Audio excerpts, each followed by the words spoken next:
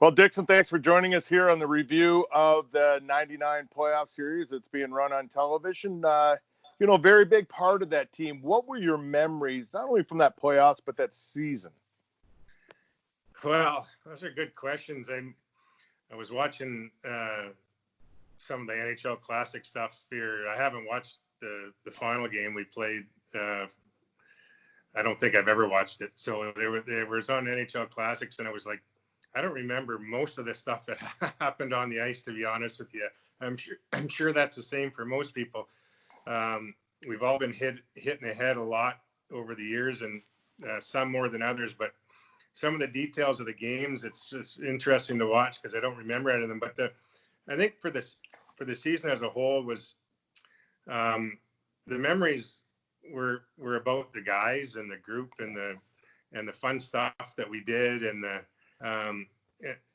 biggest takeaway I had is none of us really took any of ourselves very seriously. We were just dudes showing up to play hockey, and that's the kind of the memory that I have. That when we played hard, but what a goofy bunch of guys and what a bunch of characters in one locker room.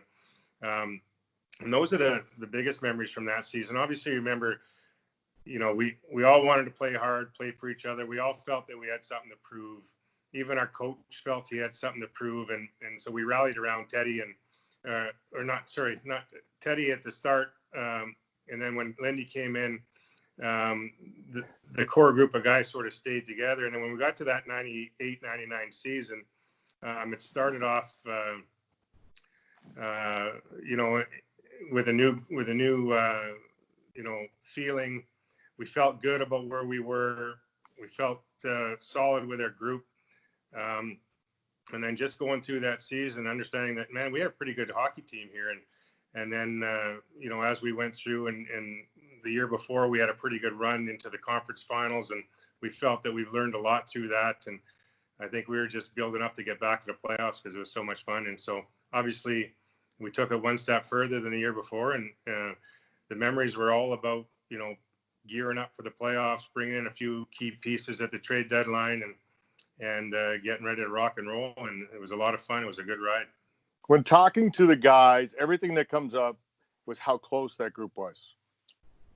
Yeah, it was awesome. I mean, we had such a lot of those guys that the guys that were there for quite a while, a few years before, and then the new guys that came in just seemed to all get along so very well, and everybody had thick skin. We certainly had a lot of fun stuff off the ice, and the jabbing one another and all this fun thing that close people do, but nobody took anything too seriously, and we all got along really well. Even there's a wide mix of personalities on that team, and not everybody was the same, and but everyone sort of got together and really respected one another, and I think it was for that group and that era of guys that we had there, the biggest thing was we didn't have, besides Dominic, we didn't have somebody that was head and shoulders better than the next guy. We were all just a group of guys, and certainly we had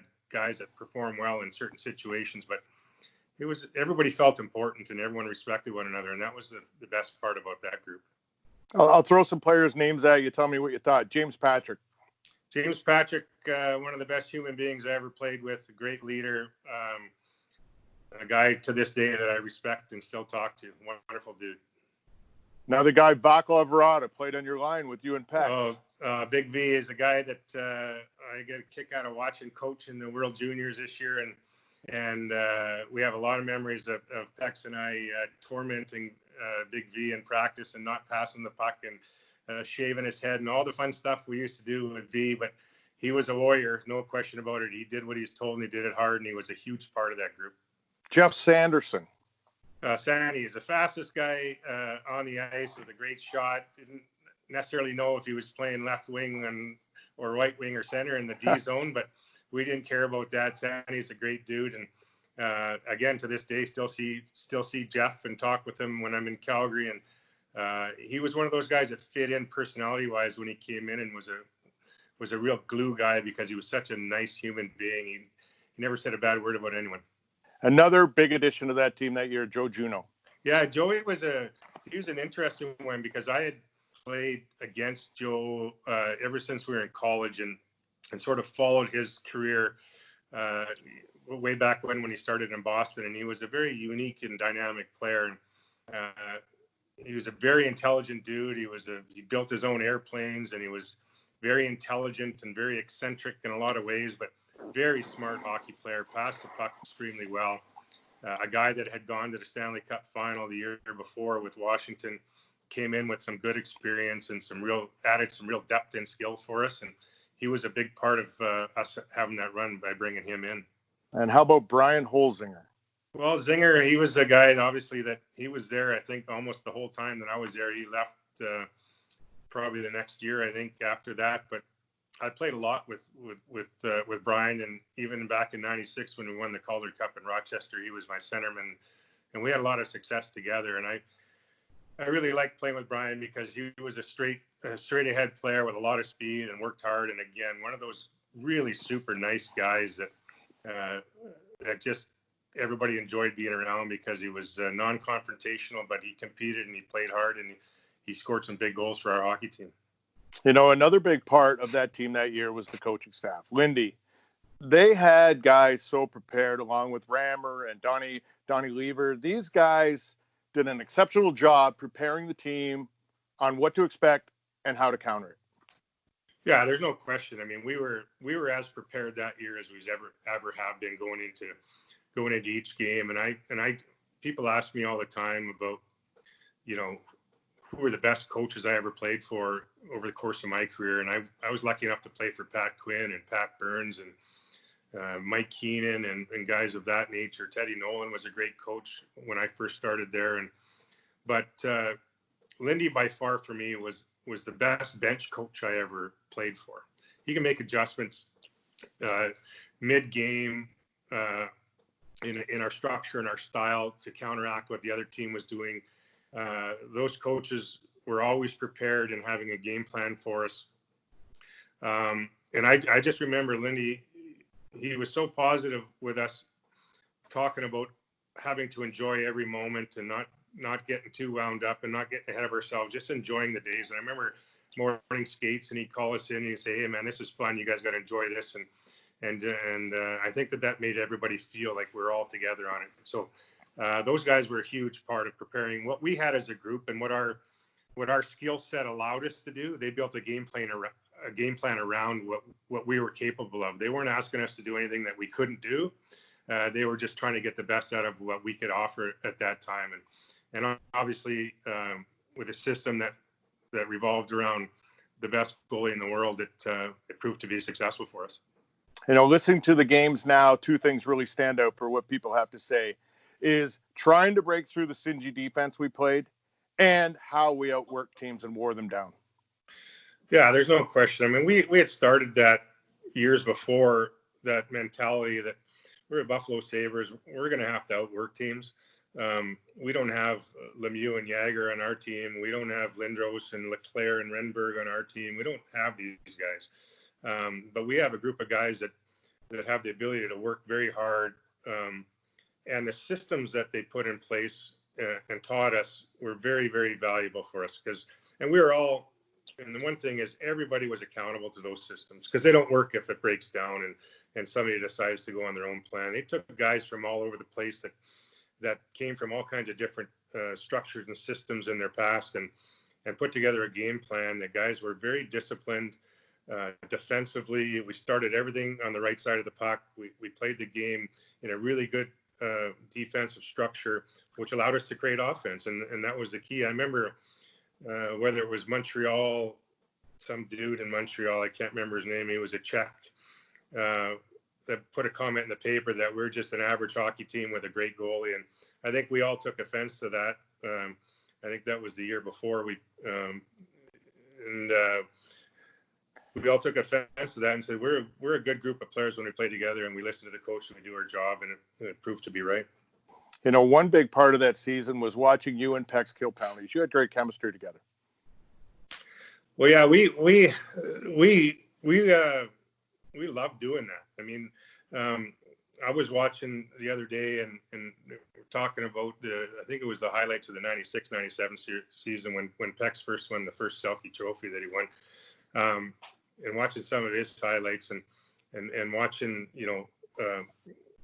us kill penalties. And the fun part about killing penalties for us was it was our chance to shine and also to go out there and try to create havoc. And as you saw, we scored a lot of shorthanded goals over the course of those 4 or 5 years. And we took a lot of pride in killing penalties. We knew it was an important part of the game. And for me, it was, an opportunity to play with, one of the best defensive centers in the game and feed off of him and to learn, what worked best and what put us in a position to be successful. But we got to know each other's tendencies so well that we could, anticipate what was going to happen. We could force knowing that we had backup. And I think just the sheer ability to know that every time that we took a penalty that we were going over the bench, we didn't have to wait for the coach to tap us. We knew that was our job at that time. And for me, that really helped. You talk about shorthanded goals. You got 2, I think, against Toronto alone. I think Peck's got 1 in the Boston series that year. So very big parts. It wasn't just defense. You guys thought offense when you went away too. Yeah, we had all kinds of plans, and we had all kinds of different thought processes. When we turned a puck over, we weren't all of a sudden always just trying to rip it down the ice. In certain situations, I knew Pex was taking off. As soon as he saw a turnover was happening and I was going to get it, first thing I did do is look and see where he is. And if I could throw it out in front of him, he was such a good skater that we had a lot of success doing that. And but his ability to close on people in short space was one of the best I've ever seen. And he had a 2-stride ability to lull somebody into thinking they had space, and then he could attack with two strong strides. And we all know how he could hit, but he had a great stick, and he could create havoc with people that weren't paying attention. So we were always looking to attack and to create offense because that was fun, right? And it worked out well for us. Those first 2 rounds, Ottawa, Boston, anything stand out to you that was special? Well, I don't remember the details too much. To be honest with you, I think I scored a couple goals against Boston. One, I think, was an empty netter. One was a great pass by the great Rhett Warner. I don't know if he knew what he was doing, but I remember playing against Byron Defoe. He's my friend of mine. He lives here in Kelowna, down the road from us, and so we've talked a lot about those days. And I remember the off-ice stuff. I remember the practice rink in Boston that we had to practice in. I remember the hotel. I remember the meeting rooms. But it's tough to remember the details of the games, to be honest with you. But it was a lot of fun. It was a lot of excitement. Playing in Boston in the playoffs is nothing like it. Yeah, and then we rolled into Toronto, and that was a pretty special thing for a lot of guys, a lot of local guys. The proximity of Buffalo, Toronto, it was huge. You remember that atmosphere that was created in that series? Oh, it was bananas.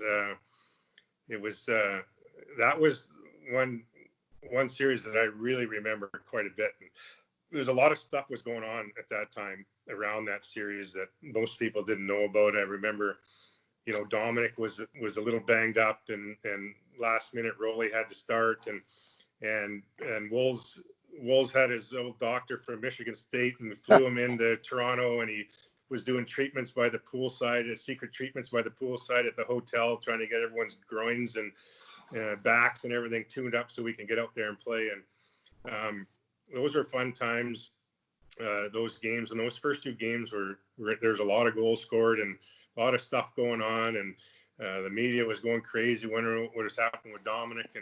And we found a way to get it done and get back to Buffalo and really settle in there. And obviously I remember the shorthanded goal I scored on Cujo. And I remember the biggest one for me was the empty net goal in Game 6 in Toronto. That's the one goal I remember the most because we were killing the penalty and I turned around and winged the puck on edge and it was going to the far corner and it landed at center ice and went up on edge and it was rolling and it just did a sharp right-hand turn. It was rolling toward the net. And I just remember it racing down the ice, following this puck, just praying to God that thing would find its way into the net. And as soon as it went in the net, we all just realized we're going to the cup, and that was pretty exciting. Yeah, it was a pretty special time. I'm going to touch back. You remember the bonus system that John Rigas gave us during the playoffs? We're always on him about, hey, how about a bonus for how well we're doing after the first round? So the day after we won, or 2 days after, you remember there was the insoles, the shoe support insoles were in our stall, and that was our bonus for the first round. Yeah, You remember that? I do remember that now. Yes. Yeah. And then the second round, we're all over him, and he gave us a $100 gift certificate to the mall. Yeah. And we're like, what? So we're all over him about, hey, how about something a little substantial here? He says, you guys make it to the finals, I'll buy you all a car. Yeah. We knock out Toronto. The next day in our stall, everybody got a little Matchbox car in their stall. And that was the 3 bonus gifts we got that year in the playoffs. Yeah, I look back and I go, it's amazing. It was, at the time, it's like, man, you're cheap. Now you look back and it was actually kind of funny. Oh yeah, those are fun times. That's the kind of group that we had there. I mean, Mr. Rigas was such an interesting fella and a guy that cared a ton about us. Whether he knew our names or not, it didn't matter. Yeah. We all respected him, and that whole group in Buffalo. I think everybody took so much pride in playing for not only each other as players, but playing for our coaches, playing for our ownership, playing for the people of Buffalo was a big inspiration for all of us. And remembering some of those funky stories is pretty cool.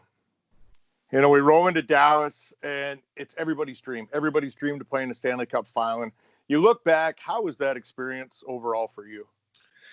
Well, that was a sort of a surreal experience for me, and I'll take you back to what my thought. I was having a pretty successful playoffs. I was playing a lot. I was getting, more attention media-wise than I had, normally got during the regular season, and probably more than I deserved at that point. But they were looking for something to hang their hat on, and I always had something colorful to say, as you remember.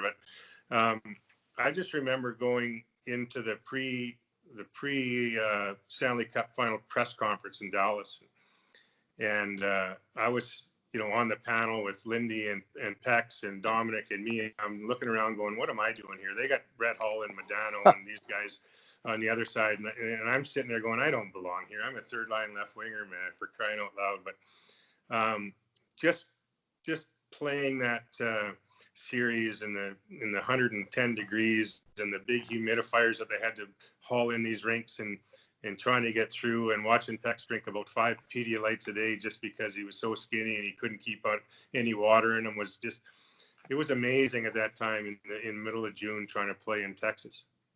You look back when it was all said and done. Are you bitter about it, or are you proud of the accomplishment we had?